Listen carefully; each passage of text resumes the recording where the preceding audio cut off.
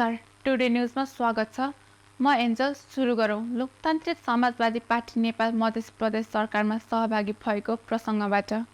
लोकतान्त्रिक समाजवादी पार्टी लोकसभा नेपालबाट रमेश प्रसाद कुर्मीले बिहीबार राति मन्त्री पदको शपथ लिएका छन्। पर्सा जिल्लाको निर्वाचन क्षेत्र नम्बर 2 खबाट निर्वाचित लोकसभाका प्रदेश सभा सदस्य रमेश प्रसाद कुर्मीले बिहीबार पद तथा गोपनीयताको शपथ लिएसँगै मध्य सरकारले पूर्णता पाएको छ। वन तथा वातावरण मन्त्रीमा कुर्मीलाई बिहीबार राति आयोजित प्रदेश प्रमुख हरिशंकर मिश्रले शपथ ग्रहण गरेका छन्। लोकसभा संसदीय दलका नेता अभिराम शर्माले राणे शर्मालाई मन्त्री बनाउने अडान लिएपछि लोकसभालाई सरकारमा सहभागी हुन ढिलाइ भएको थियो। केन्द्रीय अध्यक्ष महेन्द्र ठाकुरको निर्देशन विपरीत शर्माले राणेलाई मन्त्री बनाउनु पर्ने भन्दै कुर्मीलाई मन्त्री नियुक्त गर्न मुख्यमन्त्री कार्यालयमा पत्र दिन ढिलाइ गरेका थिए। हाल शर्मा संसदीय दल समेत अपलब्धमा परेका छन्। यद्यपि शपथ ग्रहण समारोहमा शर्मा पनि उपस्थित थिए। यसअघि मंगलबार मुख्यमन्त्री यादवले नेपाली कांग्रेस र नेकपा एकीकृत समाजवादी पार्टीलाई सरकारमा सहभागी गराई मन्त्री परिषद विस्तार गरेका थिए।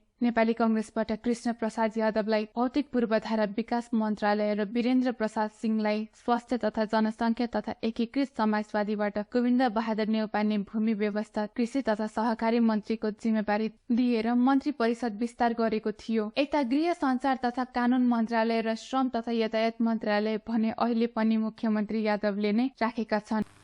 सुरिता शाह र बसन्त कुशवाहा बिना विभागीय मन्त्री छन्। नेपाली कांग्रेसको रूपान्तरण अभियान बिहीबारदेखि मध्य प्रदेशको राजधानी जनकपुरधाममा सुरु भएको छ। नेपाली कांग्रेस पार्टीमा विद्यमान विकृति विसंगतिलाई हटाउँदै पार्टीलाई समय सापेक्ष र विश्वासिलो र भरोसा योग्य बनाउन यो अभियान सुरु गरिएको नेपाली कांग्रेसका नेता गुरु घिमिरेले बताए।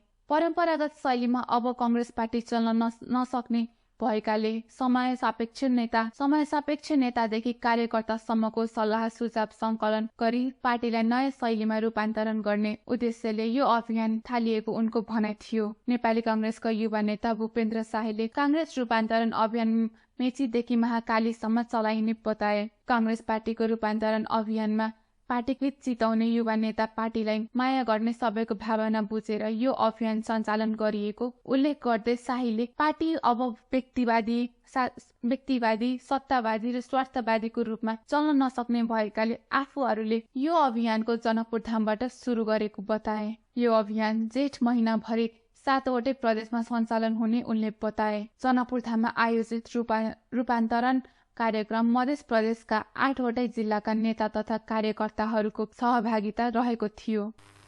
मध्य प्रदेशका मुख्यमन्त्री सरोज कुमार यादवले सशस्त्र अनुदानमा भएको त्रुटि सच्याइने प्रतिबद्धता जनाएका छन्। मुख्यमन्त्री यादवले बिहीबार पहिलो अधिवेशनको 14औं बैठकमा बोल्दै स्थानीय तहलाई पठाइएको सशस्त्र अनुदानमा त्रुटि भएको स्वीकार गरेका छन्। समय अभावको कारण सबै संसदसँग समन्वयन हुन नसकेको मुख्यमन्त्री यादवले बताए। हामी सबैलाई थाहा छ, सरकार गठन भएपछि 3-3वटा चुनाव आयो। हामी सबै त्यसमै व्यस्त भयौं। उनले भने जति समन्वयन गर्नुपर्ने त्यति समन्वयन भएन, त्यसकारण केही त्रुटिहरू देखियो। आगामी आर्थिक वर्षको नीति तथा कार्यक्रम र बजेटमा संसदहरूको सल्लाह सुझाव सहित अगाडि बढ्न उनले बताए। सशस्त्र अनुदानको विषयमा सरकारले बनाएको कार्यविधिलाई पनि संशोधन गरेर पालिकामा पठाउने रकम निर्धारण गर्नुपर्ने उनको कथन थियो। कार्यविधिमा सो व्यवस्था नहुँदा पनि केही जटिलता देखिएको उनले बताए। मध्य प्रदेश सरकारको कुनै पनि काम बिचौलिया मार्फत नहुने उनले जनाए। तर समय अभावमा यसपालि केही समस्या देखिएको उनले जिकिर गरे। सरकारी गाडीको दुरुपयोग सम्बन्धमा जवाफ दिँदै उनले भने 3 दिनभित्रै दुरुपयोग भइरहेको मध्य प्रदेश सरकारको सबै सवारी फिर्ता हुने उनले बताए। हस्त टुडे न्यूज अहिलेको लागि यति नै। फेरि अर्को समाचारमा लिएर पुनः उपस्थित हुनेछौँ। हेर्दै गर्नुहोस् टिभी टुडे जनकपुर। नमस्कार।